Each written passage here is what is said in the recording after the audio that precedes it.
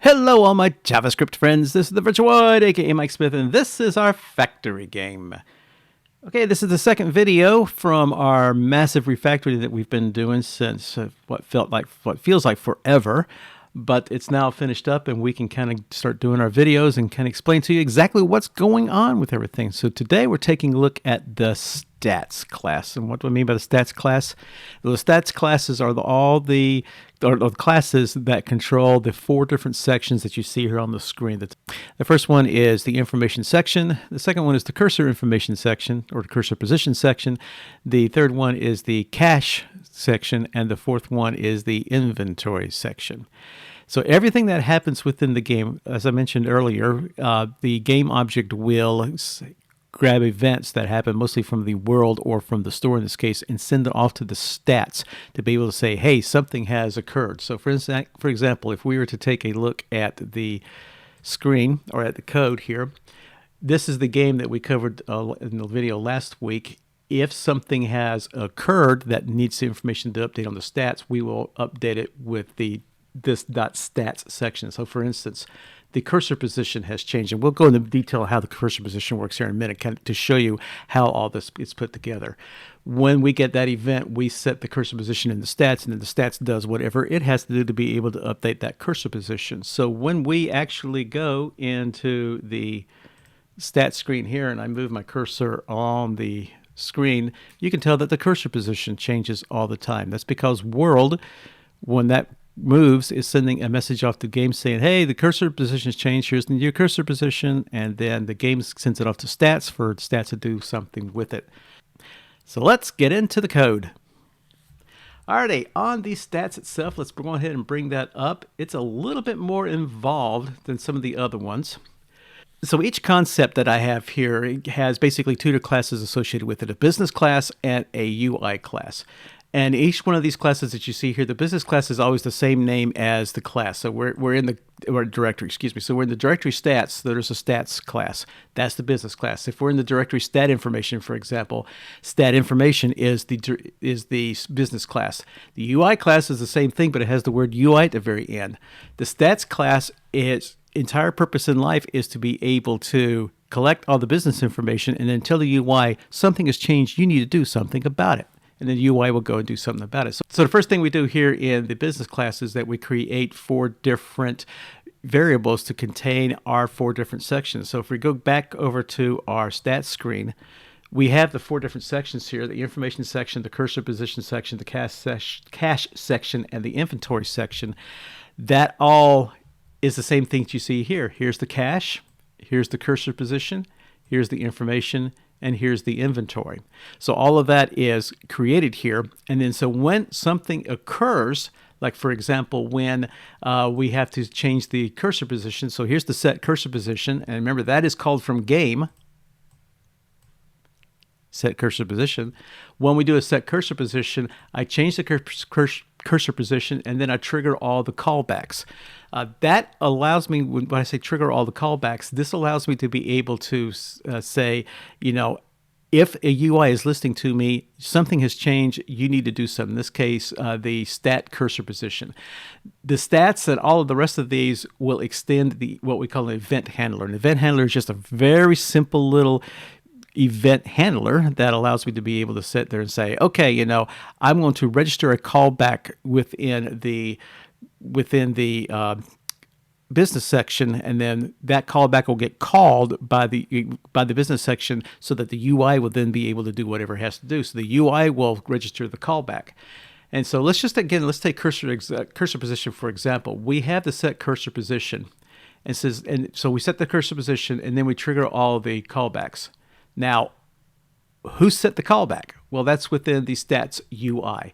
The stats UI in this particular case has, once it creates itself, it's going to create also four different UIs: cursor position UI, cache UI, information UI, and inventory UI that will correspond to the physical UI that you see up on the screen there.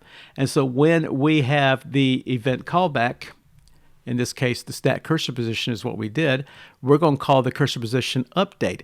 If we had the change in cache, we're going to call cache update, and we're going to call information update. Now, why are we calling both information and cache? Well, because on the information side, you can get, when you highlight a extractor or a purifier or a combinator, you get some information there and you can upgrade at that point in time. So they need to know if you have enough available cache to be able to upgrade it. We'll go through that once we get to that particular section there. Same thing with inventory. If inventory has changed, if we purchase something in the store, this is where it gets updated. And then finally, if the information UI has changed too, then somehow we will update that. And that's all there is to this particular UI on this event callback. How does that get initiated? Well, if you go back to the game itself is going to sit there and say, this stats UI, we're going to create the stats UI, the store UI, and the world UI within this section here. And then basically what the system is going to do is it's going to call start.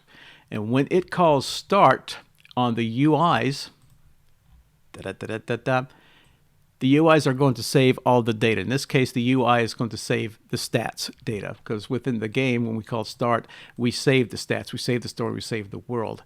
So the UI is going to save the stats, and so that will give me access to the stats itself. And when I do that, I'm also going to set the callback to the event handler ID and the event callback itself. And this will allow me to be able to open up the event and close the event as needed. So that's all there is to that one. So the idea here, though, is that the stats are now call this, and one of the it's calling all this. But one of the refactors I had mountain of code within both stats and stats UI to be able to handle all of these different sections that you see right here.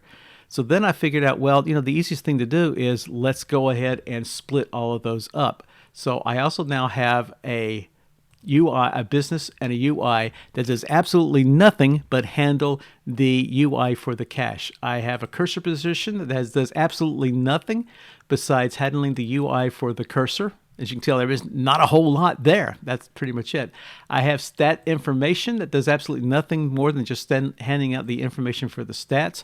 This one is actually really long because there's a lot that can go into stats. So I'm going to be doing a video just on the stat information a little bit later on. And then finally, the inventory also allows me to be able to do display of the inventory. That also is a pretty big one, so that may get a video on its own, or it may not. I really don't know. We'll work on that a little later on. So the idea here is that these use the exact same nomenclature and the exact same procedures as the stats did. We have the business, like we'll go back to cursor position. We have the business, which says, hey, I need you to get that cursor position, and I need you to set the cursor position. And if you set the cursor position, you set it. But then the cursor position UI says, okay, I've been called, there's been an update, so I need to go ahead and change the text content. And I'm just changing the text content, so that is all I'm doing to be able to get that cursor position to work, as you see there. That's it. I just changed the text content. There's really not a whole lot to it.